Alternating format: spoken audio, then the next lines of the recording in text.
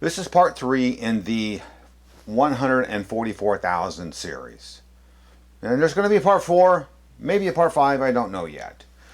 But in the first video, Defeating Adventism number 144, I showed you the just absurd and contradictory quotes from the so-called spirit of false prophecy, Ellen White, the false teacher and false prophet that she is. In the second video, which I thought was kind of funny, Defeating Adventism number 145, I showed some of the more of this confusing doctrine, largely taught by others. I think there was one Ellen White quote in that. It features some of the most silly comments, such as the 144,000 are going to get tickets, individual tickets. I'm assuming they're golden. They are the bodyguard of Christ, which is absolutely absurd. And the 144,000 have the, what they say, the character of God and the holiness of Christ. In other words, they're God. As I was researching this series, and again, I think I said it before, I had to read literally thousands of quotes in the almost 20,000 or so pieces of literature that I have. I kept seeing this relationship between Daniel 12:1 and Revelation 7:1 through 5 and 14:1 through 5. I kept seeing this, and in Adventist, they were making this relationship. My first reaction was, there's really no hard line relationship between Daniel 12:1 and Revelation 7 and 14. And as I looked at it again closer, I realized, yeah, I'm right. There's no direct relationship there. So Adventism is going to be shown yet again in this video that they are it's a theological clown show in Adventism in Daniel and Revelation. I know this is one of their big things. They have road shows on Daniel and Revelation seminars. They're simply not to be trusted. I can almost say with almost certainty, if some Adventist pastor or theologian opens their mouth about Daniel or Revelation, it's probably wrong. With maybe just one or two exceptions, it's probably wrong. And this one here is going to prove that it's wrong. I'm going to start this video. Again, this is about two topics, right? Daniel 12:1 and Revelation 7 and 14. This video here is just too big to do all three of those verses together. As I was putting this together and talking with my friend Angel about it, I said, whoa, Angel, this is getting quite large. Just talking about Daniel 12:1, because when you talk about Daniel 12:1, you can't talk about Daniel 12:1. You got to go back to Daniel 11, and that's why it grows. So I decided to break it up. The video following this is going to be on the 144,000 and Revelation. Of course, this video is going to prove that Daniel 12:1 is not talking about the 144,000. This is something completely different going on here. And a completely separate topic, and going to be in a completely separate video. Well, here, let me start here by showing you these. Here's just a couple examples where Adventists link Revelation either 7 or 14 to Daniel 12:1. You can see the first one here, May 1947. And then the Signs of the Times in the lower right-hand corner was one of my favorites. And look at the red text, a time of trouble. But just up above it, it says the 144,000 represent those who pass through a time of trouble since never was a nation even in that time. Daniel 12:1. No, Daniel 12:1 is not related to 144,000. And then, of course, let's read the bottom. The 144,000 have the special honor and glorious privilege of being the bodyguard of Christ on Mount Zion. And there's Christ's bodyguards, because, as we know, Christ needs Seventh-day Adventist bodyguards, right? How absurd. How narcissistic. Let's go to the next one. November 1950. And here it is. You can see Daniel 12:1 circled. And then this is a quote that I saw all the time. Of course, it's from the Great Controversy, which is what Adventists read. They don't read the Bible. And when Ellen White talks about the seal that you see circled in the middle here, that's always a relationship, in this context, back to the seal of the Revelation 7, Revelation 14. And again, this is just illustrating they're linking Daniel 12 to either, in this case, it doesn't tell us whether it's Revelation 7 or 14. Daniel 12:1, by the way, let me just set the record straight now. It's not a prophecy to the Gentiles. Do not read Daniel 12:1, and for matter of fact, for much of Daniel, do not and see the church in there. There was no church. Church was not in existence. Church may be spoken of in certain places there, but not here. Daniel 12:1 does not speak, and when Adventists claim it, it's like, oh, well, when Michael stands up, which is Christ, and then, probation ends, and like, no, Daniel 12:1 is not to you. Just read Daniel 12:1. Look with me here. What does it say? See where it says your people? Daniel is getting this vision, and it's about your people. And who are his people? It's the nation of Israel. You Gentile followers are not in this vision of Daniel. And Seventh-day Adventists who started a religion in the 1840s based upon the false prophecy of William Miller, which is never a good reason to start a religion based on a false prophet, but they did. And we're stuck with the mess of Adventism we have today, and here's part of that mess. So these visions of Daniel, this is such a key point to remember. These were given at a very, very troubling time for the nation of Israel. You know, Nebuchadnezzar came in and absolutely destroyed Jerusalem and took them all captive, made them all slaves. This is not looking good. So God, through Daniel, gave messages, again, through Daniel, speaking about the nation of Israel. And you know what God essentially says in Daniel? I know things look bad for you right now, but you, the nation of Israel, have a part to play in my history, God's history, till the very end of time. Now, that's the comforting message of Daniel to the nation of Israel in a time in which they were slaves and captives and going, this is not going to end well for us.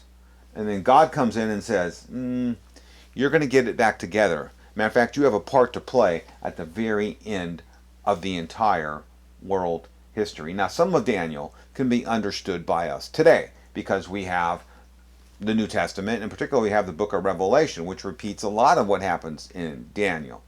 But again, remember, Daniel is not a message to the Christian church. But in typical Adventist fashion, Adventists don't read Bible passages, they read Bible verses. Daniel 12:1 does not stand alone. Daniel 12:1 cannot be understood alone. And by the way, just notice the first three words of Daniel 12:1, at that time. Now, at that time is a reference to Daniel 11:36, which you can see here. Specifically, that time, and you can see in verse 40 where time is mentioned again. Daniel 11:36 starts with the introduction of a new person. You can see about that king, the king. It's separate and apart from what occurred previously in 1135 and beyond. Now, there are characteristics of this king in 1136 to 45, introduced from these verses that fit no other king. 1136 to 45, these are events that have not occurred. I'm going to say it probably again even later in the video. I recognize good Christian men and women can disagree right here on this point.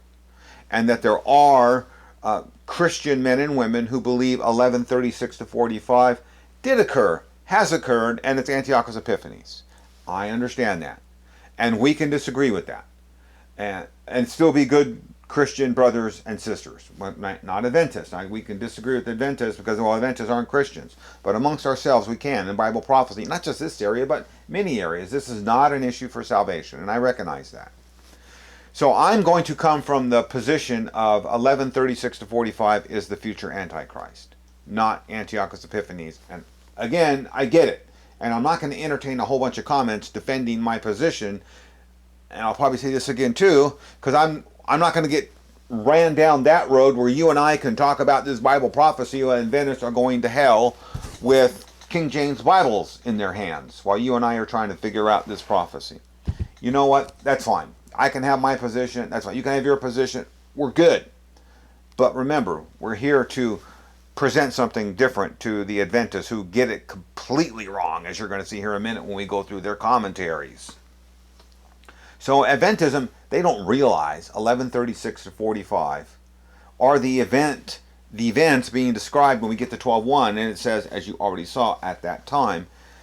And matter of fact, and it's direct reference to Daniel 11:40. Now, again, like I said, Adventism errs when they see themselves and the 144,000 in 12:1. Daniel 12:1, very specific prophecy of an end-time event that hasn't occurred yet to a specific people. Adventism, actually what I could say is, as they apply 12:1 to themselves, they say, you know what, Seventh-day Adventists, you guys are engaged in cultural thievery. You are co-opting, because Daniel 12:1, we already saw it twice, your people of Daniel are the nation of Israel. It's not these false prophets, Adventists from the 1840s. So quit trying to co-opt someone else's culture and religion, but that's what they've done. So anyway, to understand this, I had to get my mind around this, and I understood Daniel 12:1 can't be read alone. Has to be read in the context of the previous verses, which starts in 36. So I'm looking at all this, Daniel 11:36 to Daniel 12:4. That's a unit. You have to look at this all together. You can't look at any of those verses in isolation. Well, in order to prepare for this, I started reading a bunch of Seventh-day Adventist commentaries that I'm going to summarize here for you. And of course, I'll start with the oldest one first, Uriah Smith, probably the most comical one. This thing is just absurd, and look how thick this is. No wonder. All he does in this silly commentary, you'll read about 3 sentences that he penned, and then 2.5 pages of periodical quotes that he's quoting from. It's like, great. He didn't write much of the book, actually. It's just quoting from other sources. But he does do one thing. He recognizes that verse 36 is separate and apart from verse 35 and previous. He states that the section 36 to 45 is not the papal power, but France. Who would have thunk it? It's France. It's 1700s France. It's revolutionary France. And he goes on to talk about their atheistic proclamations that they made. Of course, verse 40 about being the time of the end. Well, that's 1798 when the Pope was captured. And then he says, well, the king of the north is Turkey, and the king of the south is Egypt. And he has something about the fall of the Ottoman Empire is mentioned there. And he said, well, Daniel 12:1 is a time, and if I'm remembering correctly, it's a time that hasn't happened yet, but it's a time when the Turk is going to be driven from Europe and will set in a hastily fashion set up in Jerusalem. And that when this event comes, and it's the time of the end, and then Michael stands up, and that's what's going to cause the movement of the Turk out of Europe is going to cause Michael to stand up. Okay, that was pretty crazy. Here's another one. George McCready Price, the greatest of the prophets, 1955. And he says in this that Daniel 11:36, different from Uriah Smith, he said that is the papacy. Now he's very critical of calling this set of scriptures pertaining to France, but he doesn't mention Uriah Smith by name, which I thought was funny, but he's very critical of the France interpretation of this part of Daniel.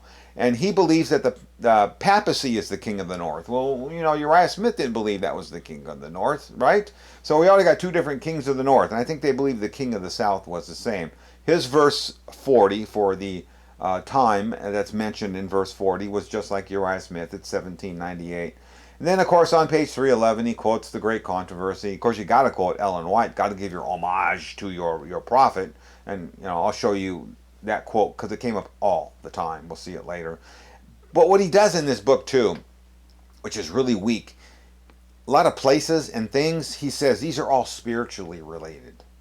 In other words, you just kind of get a little liver shake in your liver, and you go, oh, this really doesn't mean Egypt. It means worldwide atheism. You just like, okay, just kind of make things up, which is bizarre. And then of course I had to go to the big I think that's 10-12 volume set, the commentaries that the SDAs have.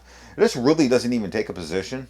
It just summarizes both of what I just went over from Uriah Smith and McCready here on, well, is it France? Is it the papacy? And then they say something in here which is interesting. They say verse 1145 in particular is yet in the future, but everything else has happened. No, sorry. And then they say this was the most bizarre statement here. Daniel 12:1, right? The time of trouble. You know what the time of trouble is? Is when Christ's mediatorship ends. Of course, they don't put a Bible verse there proving that. They just make the comment. Then here's another one, 1996, The Abundant Life Bible Amplifier by William Shea. I got a number of these. They did a number of these on various books of the Bible. Now, he recognizes that there's different views of the king of the north and the king of the south. No kidding, just read ahead like I did, right? Which I suppose that he did. Then he says, well, really, there's no final answer for who these kings are. We just don't know. And you know what, I might tend to agree with him a little bit there. I mean, we got some speculations now, and I'll talk about those later in the video, but we just really don't know. Okay. He, too, stuck with 1798 as the time of the end.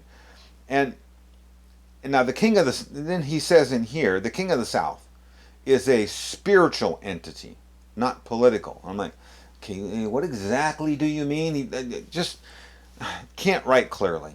He's very critical also of Uriah Smith and calling France. Then he says in here about Michael. He says Michael is the prince of his earthly people. Mr. Shea, did you read Daniel 12:1? Michael is not the prince of the earthly people. He is the prince of the nation of Israel, which is not earthly people. So easy to prove. Adventists don't understand the Bible. Now this one here was particularly interesting. I'm not even going to try to pronounce his name. Commentary from 2007. He says Daniel 11:36 is the little horn of Daniel 7:8. You know, we agree, except I think he's probably going to think it's the papacy, and I don't. He says the language of Daniel 11, listen to me carefully, is literal. Well, he's already taken exception to McCready here, who said, well, it's a spiritual battle, it's a spiritual nation. So none of these guys agree on anything, which is fine in Christendom, but when you're a non-Christian religion that bases so much of your non-Christian religion on the books of Daniel and Revelation, I would think you would be in agreement, because you're the ones that are supposed to know. You go around with these Daniel and Revelation seminars like you know. Well, you know what I know now is you guys don't know anything. And when we get to actually looking at what Daniel 11:36 to Daniel 12:4 means, we'll prove in Adventism you know nothing. Continuing on here with this book, he says, so Daniel 11 is literal. Everything's literal. And then he goes on to describe the battle. You see in Daniel 11:40 to 45, well, that's a spiritual battle. I'm like, what? I thought you just said everything was literal. Now you're claiming this battle is spiritual. All you gotta do is read their books. They contradict themselves. Then he does a few things correctly. He correctly identifies Michael's role. No one else did in these other books. Michael's role as the protector and defender of the nation of Israel. He got that right. These other guys, absolutely clueless. He correctly recognizes the problems of the verses in the chapter numbering in Daniel, really 11 and 12. Right? Daniel 11 ends at verse 45. Daniel 12 starts at 12:1. They put a whole chapter difference where it shouldn't exist. Daniel 11:46, 7, 8, and 9 really should be Daniel 12:1, 2, 3, and 4. And then maybe we can start a new chapter about Daniel 12:5 and beyond. But see, and so he was correct. These chapter and heading numbers, I'll have more to say about that later, are a problem in the Bible. Then he correctly recognizes that Daniel 11:36 to 45, it's the time of the end. He doesn't say anything about 1798, which I thought was interesting. He broke ranks from his Adventist brethren. So back to the point. Daniel 12:1 is not directly related to the identification of the 144,000. Daniel 10 through 12, like up to 12:4, is one prophetic vision given to the nation of Israel. You're not going to see the church in it. It's not you. It's not about you. It's God given a vision to a people who are undergoing an extraordinary event right then in their life in the time of Daniel, and God's telling them, don't distress, I've got plans for you to the end of time. And that's what this vision's about. It's not the modern church. And by the way, Michael's not Christ. Stay tuned for that. I'm going to have a video probably shortly following this 144,000 series, a very short one on Michael the Archangel. And then my friend Greg is going to be working on one too on Michael the Archangel. Stand by for those. So let me say this. Absolutely impossible to understand Daniel 12:1 without looking at Daniel 11:36 to 45. Now I'm going to set the record straight, correct this absurd Adventist theology of Daniel 12:1. As you can already see, this video is long, so I'm sorry, not sorry, but I'm going to have to explain a lot of verses, a passage from the Word of God, and it simply just takes time to explain if I want to do it and do it right. And even then, I know I'm leaving things on the table to even cut it down. I'm trying to include the most important things, but it's important that we have an accurate understanding of Daniel 11:36 to 12:4. So let's start here. All right. Let's begin here with Daniel 11:36. It starts with an introduction here. As you can see, the king, a new king. This is really starting an introduction. So if this were a continuation of the discussion previous to this, 11:35, and prior to that, there would be no need for an introduction here. Now, I want you to look at Daniel 12:1. remember, at that time is a reference to the event. So as we're thinking about this, and Adventism says they see the 144,000 in Daniel 12:1, they don't have a first clue. The at that time is a reference back starting here in Daniel 11:36. There's a gap of time between 11:35 and 11:36. So the at that time of Daniel 12:1 references back to this whole passage in 11:36 to 45 that you see starting here. Now when you look at 11:36 to 45, look at this. 36 to 39 are the qualities, character, personality of this king, who I'm going to call Antichrist. I'll say a little more about that in a minute. And then after we describe his qualities and characteristics, we're going to describe what he does. And that's 40 to 45. You can ask, well, how do we know this text you see in front of us is a future event? I'll say you know it by going right back to Daniel 12:1 again and reading Daniel 12:1, because at that time, referencing back, what happens at that time? A lot of things happen, but this happens. Your people shall be delivered. Okay, when has Israel been delivered? When has Israel lived in complete safety and in allegiance to their God? It's been a really long time. This hasn't happened. So that's how we know this is a completely future event, referencing back to this passage here, because when it's all done, and then at that time your people shall be delivered, they haven't been delivered yet. That's how we know this is a future event. So, but first, as nearly in all biblical prophecy, there exists a variety of understanding. So let me just do a full disclosure here. This passage that you see before you, Daniel 11:36 to 45, really has two primary competing thoughts or interpretations within larger Christianity. One is they believe that this describes Antiochus Epiphanes. Now, that takes it back in time.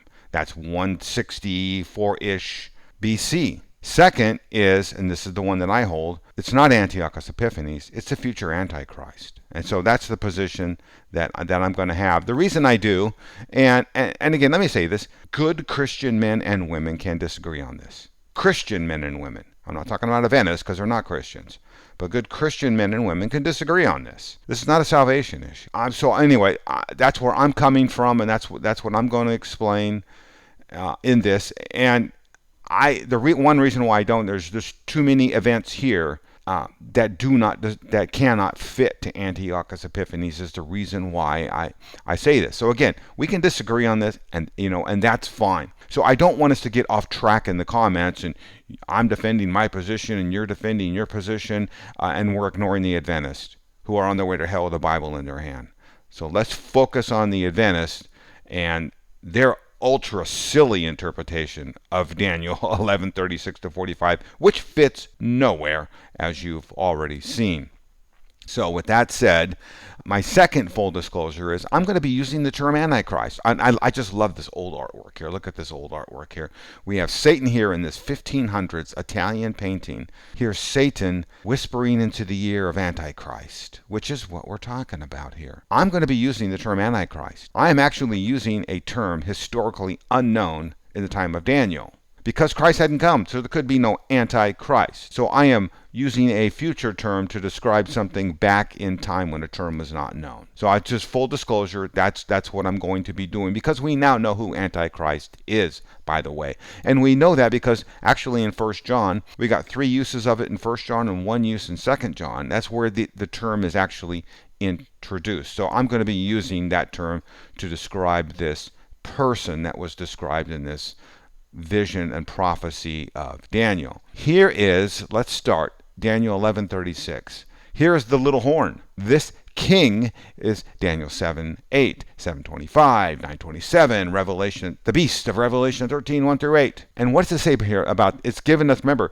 these first few are giving us the qualities, characteristics of this king. This king is really likely going to be an atheist. Read how he exalts himself above every god. And to do this is really to hearken back to Genesis 3:5 and the fall. And what does Satan do? He says, yeah, you eat of this tree and your eyes are going to be open and you're going to be like God. This characteristic described here of Antichrist really goes all the way back to Genesis 3:5. It's the oldest trick in the book of the fall and man who thinks they can be God. And you know what? The Apostle Paul even mentions it here. He opposes, right, and exalts himself against every so-called God.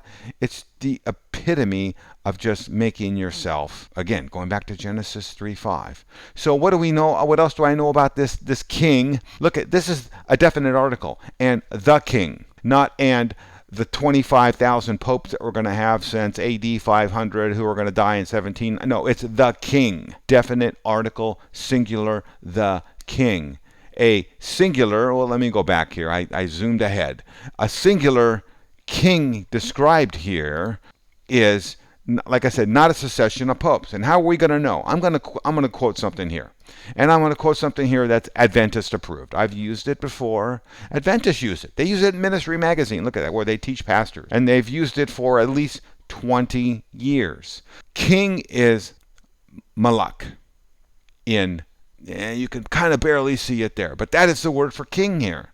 And what does it say about king? It says this: the basic idea of malek, rulership, is formulated in Judges 9:2. And what is king? It's one man ruling over a particular group of people or territory, right? And we can also see it here again, the role and position of the king of Israel. So here it is, the king applied. It's sketched out by Saul in Samuel, in 1 Samuel. So what's the idea of a king? So when we see the king, and we see it here in Judges 9:2, so they picked Abimelech as the one that's going to rule over them, the one. And of course we know Saul, when Israel was asking for a king, God said, okay, I'll give you one. Here you go. It's Saul. It's one person ruling over a people or a territory. That's what a king is. It's not a succession of popes. It's definitely not a country, as we saw in Uriah Smith's book, which was absolutely silly. Let's move on to Daniel 11:37. God, it says, he'll pay no attention to the gods of his fathers, or to the one beloved of women, or shall not pay attention to any other god, for he's magnifying himself above all. God of his fathers has led some people to believe that's a very Jewish term. That goes back to the Old Testament. That sounds very patriarchal. They think, the Antichrist, who's described here, he may be Jewish. A counter-argument to that is, well, maybe not.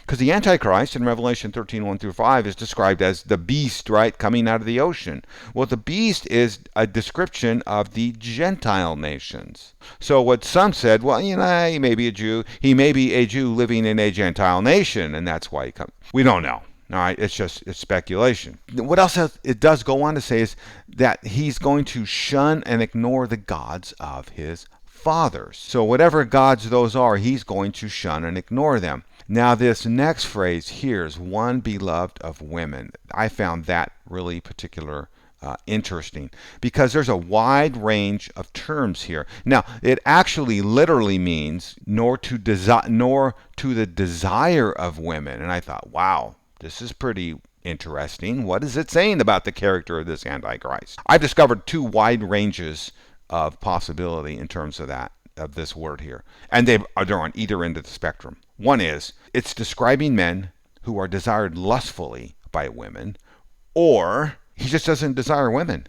He's a homosexual. Bottom line is, nobody really knows what this means, but there is a character of this future to come Antichrist that has something to do with women that's going to be prominent. Now, above all else, this ruler, just look at this. What is he going to do? Pay no attention to the gods of his fathers. He doesn't care about women. He's not going to pay attention to any other god. This is like the apex of narcissistic self-importance behavior. That's what we can take away from this, is the character of Antichrist. So let's move on to verse 38. So, who is his God? He's going to honor the God of fortresses. This is the God of military. A God whom his fathers didn't know, he's going to honor with gold and silver, with money, with finances, precious stones, costly gifts. His God is military might, power, gold, silver. And he wants warfare, and he wants the ability to wage it. That's money. That's gold and silver. That's what he needs to finance these wars. Now, he's going to give honor to others with his gifts if they are with him in his military endeavors. So now we know who his God is. Let's go to 39. This Antichrist, He's going to, once he gets his God and he gets his funds and he builds his war machine, he's going to deal with strong fortresses. He's going to attack places that are militarily fortified. And he's going to use his God of gold and silver to do that. We can see that those who acknowledge him, he's going to load with honor. He's going to make them rulers over many and shall divide the land for a price. If you're conquered by this guy and you say, okay, I quit, I'm in with you. Okay, he's going to honor you. He's going to make you a ruler in the land and probably give you some gold and silver. Now we know the characteristics of this Antichrist. And that's 36 to 39. That's who he is. That's what his makeup is. Now we're going to move to his actual actions as Antichrist. And let's start with verse 40. So recall, at the time of the end, that's harkening back, and that's why we're doing this video again, right? Adventists think they see the 144,000 here. I haven't said anything about the 144,000 yet, have I? That's because it's not here. 1140 takes us right back to Daniel 12:1. Now, the context of the Antichrist actions here from 1140 to 1145 is all in the time of the end. Now, we can see at the time of the end, the king of the north shall attack, but the king of the south shall attack, but the king of the north is going to rush upon him like a whirlwind with chariots, horsemen, ships, and he's going to come into countries and it's going to overflow and pass through. What we don't know here, who is the king of the north? Who is the king of the south? Here is two different scenarios. Is the king of the north, some say the king of the north is Antichrist. Some say no, he's not the king of the north. There's a king of the north, there's a king of the south, and then there's an Antichrist. So in this one verse, there's what's called the two king or the three king scenario, depending on how you want to try to interpret this part of biblical prophecy. Once again, good Christian men and women can disagree what they see here. So there's a two king and a three king scenario. Is Antichrist the king of the north who's engaging in his army? You've already seen his God is the war machine, or is this king of the north someone else? All right, we don't understand. Of course we don't know. What has been understood about the king of the south is that it's been understood to be Egypt. But Egypt's not a world power today, so it's kind of hard for us to believe that. One thought is, well, of course Egypt's not a world power, but Egypt could be a leader in an Arab bloc of nations that's going to attack Israel. Okay, that could happen, or something else that we don't even know now. It's biblical prophecy. This could be well ahead of us, and the whole world map can change. We're only going with what we know now. The king of the south is typically known as Syria, because, by the way, north and south are all relative to Israel, to Jerusalem. The power to the north is Syria. Well, Syria today is nowhere near the world power that it was. So the short answer is we don't know. And it's not easily identifiable for us. So, like I said, the king of the south could be Egyptian or an Arab confederation, including the Egyptians. The king of the north could also be a confederation of nations that are north of Israel. Now, this gets even more complicated because this battle here, this final battle, is also prophesied in Ezekiel 38 and 39. It's the last great battle of Gog and Magog that's going to overcome Israel. So this same prophetic event is described in other places by other prophets of God. Of course, a lot of people, and I've seen this for decades, often think the power of the Gog and Magog in Ezekiel 38 and 39 is Russia. That's this power of the north that's going to come down and sweep. We don't know. We could say, yeah, certainly Russia is a world power now. Will it be 150 years from now, 200, 300 years from now, whenever this plays out? We don't know. But what is interesting about this is, look at this passage, the king of the north. The king of the north has military hardware, chariots, horsemen, ships. What's it say about the military hardware of the king of the south? Nothing. It's making a point here about the military capabilities of this king. And by silence, I guess we could say it's making a statement of the military incapabilities of the king of the... By the way, this whole battle here, again, we saw Ezekiel 38, 39. Also fits Daniel 9:27. This is the final battle here. Now, 1141. So the Antichrist, he shall come into the glorious land, Israel, and tens of thousands shall fall, but these shall be delivered out of his hands. And it says Edom, Moab, and the main parts delivered out of his hand, and Ammonites. Now this Antichrist takes Israel through his God of war. The text says, and thousands shall fall. Now if you're reading your King James Bible, you're going to get misled, because it says, and many countries shall be overthrown. KJV translators inserted a word in the text that is not here. No, it says many thousands shall fall. Now, again, this is also occurring during the time of Daniel 9:27, when it's talking about that he, and this is the Antichrist right here, the same person in Daniel 9:11, about making a covenant for a short period of time. He's going to break the covenant. He's going to stop the sacrifices. This is the chaos of Daniel 9:27 played out right here in Daniel 11:40. Really, we could say 40 to 45. Now, he makes a statement here about Edom, about being delivered, Edom, Moab, and Ammonite. They are delivered. They're not subject to this war destruction. So the speculation goes, well, by the way, this is modern day Jordan that's being described here. And, who knows? Is it because they were just kind of out of the way? I mean, an army can only be so big and can only do so much, so they're out of the way, leave them alone? Or did they see what's going on in the events here and said, hey, we're going to side in with you, we're going to ally with you, and therefore escape the judgment? We don't know. Just a couple thoughts to think about there. Let's drive on to 1142. Have you seen the 144,000 yet? No, we're still looking for them. See, I can just say with near certainty, when Seventh-day Adventists discuss Daniel and Revelation, they're wrong. Let's drive on here.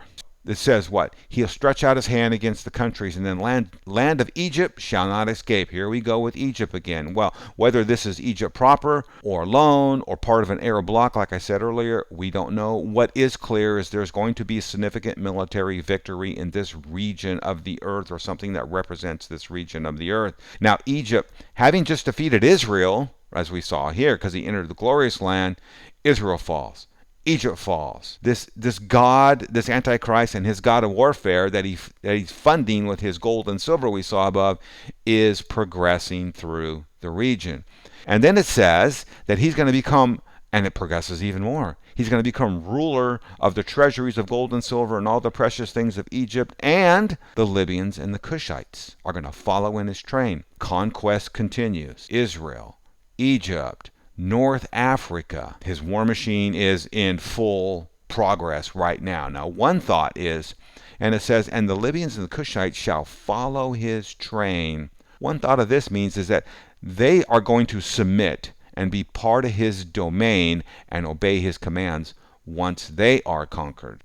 Now, the bad news comes from the east and the north, and this Antichrist is going to be alarmed. He's going to go out with great fear. He's going to be mad. And he wants to destroy and devote these people, these nations, east and north, are going to come against him. So we haven't seen the east yet, which is interesting. Wow, this is bad news. This is the final assembly of the kings of the earth of the great battle of Revelation 16:12 through 16, the battle of Armageddon. This is it. All the kings of the earth with power are being amassed in this one place. It's unclear who this threat is from the east. We can all speculate now. We can say, oh, well, certainly the Chinese can muster a big army, and that's true. But again, as I say, will they be able to do that 200 years from now, 300 years from now, should the Lord tarry? I don't know. Anything that we do know is speculation. But I just got to say, one benefit of studying this biblical prophecy and kind of looking at what's going on in our times, and truly, I would say that we are seeing events unfold that certainly seem to fit in some of this, maybe not in all of it, but having an understanding of this and having an understanding of the Word of God and what He has told us the future is, allows us to see His Word actually coming true, unfolding before our eyes.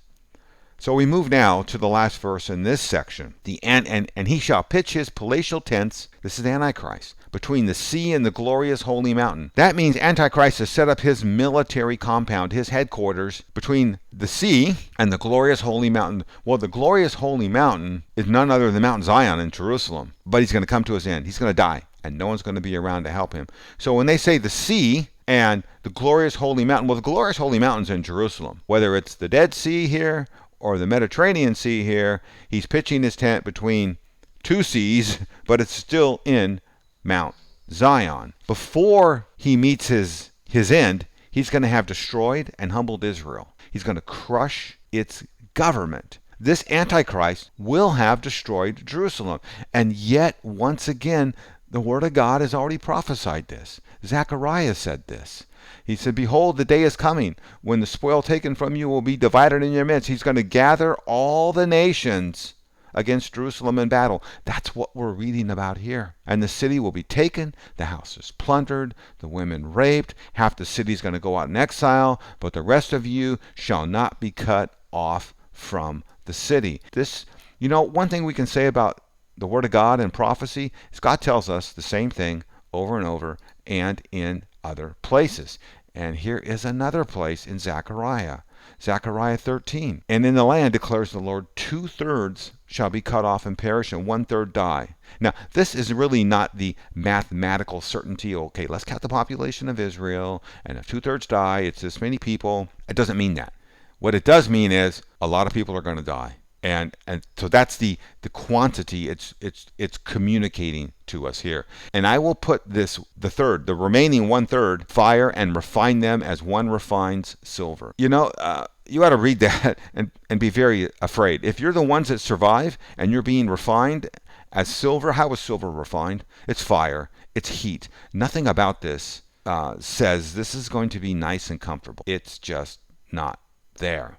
And then it says what? Finally, when they're refined, this 1/3 who are in this battle here, they will call upon the name, upon my name, and I will answer them. They are my people, and they will say, the Lord is my God. This is it. This is that final time when the nation of Israel finally recognizes their God after they've been humbled and utterly destroyed by this Antichrist here that you've seen there. Now, the beast, having been defeated, is defeated by Christ. And that's Revelation 19:11 through 21. See, this marches us through the whole time of history. Remember what I said earlier. These visions were given to Daniel's people in the Babylonian exile, when everything looked absolutely bleak and horrible. But God is telling his people right here, I've got a future for you. And your future is all the way until the time of the end of all known time. That's what this is telling God's people. There is that time. Now, when all this happened, when all this is being explained, here we are again at that time. Now you know what the word, why it says here at that time, because it's referencing all back to 1136 to 45 that we've already looked at. This phrase about, and there shall be a time of trouble such as never was any nation, this really means that this time of trouble has never been in existence or will be in existence since the existence of any nation. That's why it's future. And that's why you saw what happened here is future. Now, Michael's function here is to be the protector of Israel. That's Michael's job. Michael the archangel, the great prince, is described in Daniel also 10, 13, and 20. Michael has charge of your people in Israel. That's his job. You know what? This verse here alone proves the silly Adventist wrong theology of Michael being Christ. No, Christ's job is not solely to protect Israel. But Michael's job is. Michael has a really focused job description given to him by God, and that is to be the protector and defender of Israel. So continuing with this, it says, and your people shall be delivered. Nothing here that we've seen, referencing back again to at that time in 1136 to 45, talks about 18th century France or a succession of popes starting in 500 something AD and ending in 1798. No, nothing here talks about that. So once again, like I said, Adventist and their silly 144,000, Daniel 12:1, Michael is Christ. No, just so wrong. This is about the end of all things. And by the way, Jesus cited this verse. Adventists, listen to this, because this is going to be really, really important for the next two here. So Matthew 24:21 is a direct reference to Daniel 12:1, meaning the events we just read in Daniel 11:36 to 45 did not occur in the past, but are in the future. See, that's another reason why I say this can't be Antiochus Epiphanes. That's in the past. But there's an additional point of learning in Matthew 24, and that point is this. Now, I don't expect you to read all of this, but here is the entirety of the Matthew chapter 24. I want you to scan the text and the bold section highlights that you see here in this electronic e-sword that I have, and I bet your printed Bible also has the same, if not similar, chapter headings. Remember, these headings are not scripture, and the placement of these headings, they grossly lead you to interpret the passages that they're headings of, and they should not. These headings, in my opinion, should not be here at all in this chapter. This chapter was given by Christ without chapter headings in one long discourse by Christ. And the reason I say this is because what the hearers of Christ's words here, what they did not understand, is Christ was explaining to them two separate events here. Christ is explaining two things that are going to happen in the future. One is Jerusalem is going to be destroyed. And the other is there's a future Antichrist coming and at the end of all time and destruction that we just saw. Here's what else I know. There is absolutely no scholarly agreement. They can look at the passage and go, where can I draw a line and say, here's where Christ is ending his destruction of Jerusalem prophecy, and here's where the prophecy of the end of all time starts. There is no scholarly consensus. No one can do it. Don't even try. We don't know. And there may even be a mixture of the two in these words of Christ. What we do know is there's two separate events being discussed here, and only after the conclusion of the first event, which was AD 70, did we then discern, when Christ was speaking here, he was talking about this, but this didn't happen, and that's coming. So these chapter headings are absolutely horrible. So stay with me here as we discuss Matthew 24. This is where it gets really interesting. I want you to focus on a section that I believe of Matthew 24 that's directly related to Daniel 11:36 to 45 and 12:1. And that's this section right here. 24:21 says, "For then there will be a great tribulation, such as has not been from the beginning of the world till now, because it's spoken of by the prophet Daniel." This is a direct reference back to the whole text we have been looking at. Remember, Daniel 11, what's it record? It records the events of apostate Israel, who's being humbled by the Antichrist, who will eventually call on their God, because from the time of Christ until that future time, they've rejected their Messiah. Daniel 12:1 records the events and the eventual restoration and reconciliation of Israel. Because then it says, "And there shall be a trouble of time since there never was, but at that time your people shall be delivered." This hasn't happened yet. So Christ is quoting this event that hasn't happened yet. And we already know that when this happens, we're going to have 2/3 of Israel, a significant portion, destroyed, and they're finally going to call on his name. Well, that's what this here is another quote from Daniel 12:1, Zechariah 13:9. God is telling us the same thing again over and over and over. So when Christ is speaking here, he is speaking of a future yet to occur event, apostate Israel. He is addressing in this passage the apostate Jew in a future time setting who's living in a nation who has rejected the Messiah. So when he says in verse 20, which you Adventists love, "Pray that your flight may not be in the winter or on a Sabbath," Christ is addressing apostate Messiah rejecting Jews who are still observing the Mosaic law, because Christ knows there will be and is now Jews still going to the synagogue, looking for the Messiah, and observing the Mosaic law. So Matthew 24:20, it's not a command for anyone to keep the Sabbath. It's actually an indictment on Jews and Adventists and others who don't recognize that their Messiah who kept the very law that Christ said he would complete. "Do not think I've come to abolish the Hebrew Scriptures." That's the law and the prophets. "I've not come to abolish them, but to complete them." When it's completed, it's done. And that's what he did. And when he completes the law, there's no need to keep a Sabbath. So when Christ here is speaking, let me go back there. When Christ here is speaking to these Jews in this future event about a Sabbath, he's speaking to apostate Israel. That's who he's speaking to. So this verse, is not telling you to keep the Sabbath. And if you are keeping the Sabbath in this time period, it's because, you've rejected the very words of Christ that he said in Matthew 5:17, the law was completed by Christ. All right, we can jump to Daniel 12:2. So first, and many of those who sleep. So what happens after this time? Look how this continues. "And many of those who sleep in the dust of the earth shall awake, some to everlasting life, some to everlasting contentment." First, the concept of sleep, meaning death, already been addressed in other Defeating Adventism videos. I'll have them referenced in the show notes. So we can talk about those there. This verse is actually the first mention in the Old Testament of a twofold resurrection. This is an everlasting life and an everlasting contentment or shame. This is the beginning of a concept of everlasting life and everlasting destruction that we're going to see actually even further defined in the New Testament.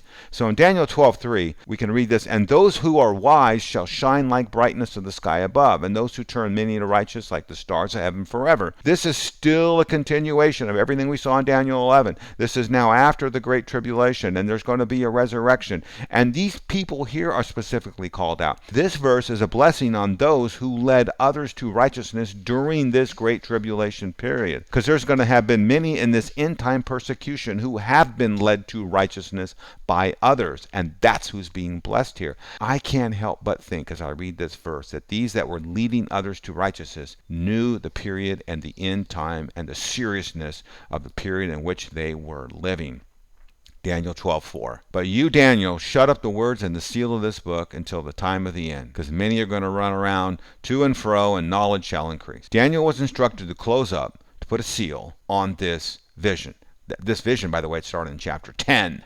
Again, that's another reason why chapter headings are so misleading, because this vision is from 10 to 12:4. Now, because those who are going to, why did he say that? Because those who are going to actually live during this time of the end are going to need these words to understand what unfolded. So in summary, and I know it's been a long video, so thanks for sticking in there, hanging in there with me.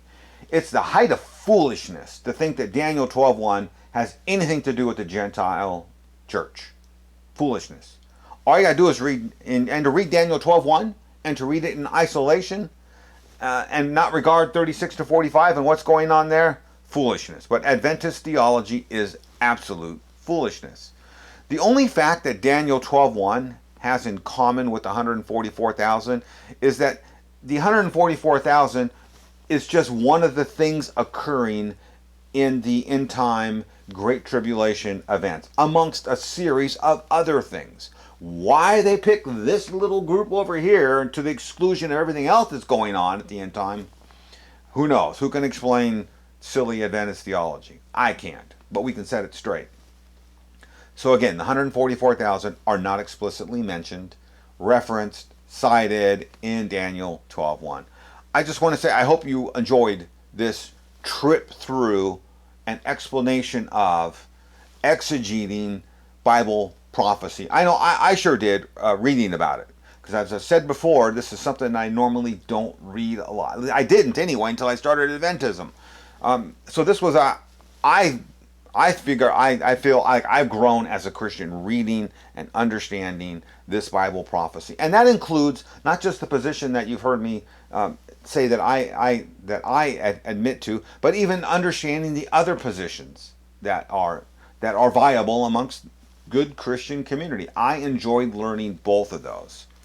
Now, and I really hope this video helps you former Adventists to kind of start flushing some of this bad Adventist Daniel and Revelation theology out. I mean, you can do what I did and read good scholarly sources, and you can come down on one side or the other. There's usually generally two sides in this, interpretation of 36 to 45. And honestly, I don't care what side you come down on.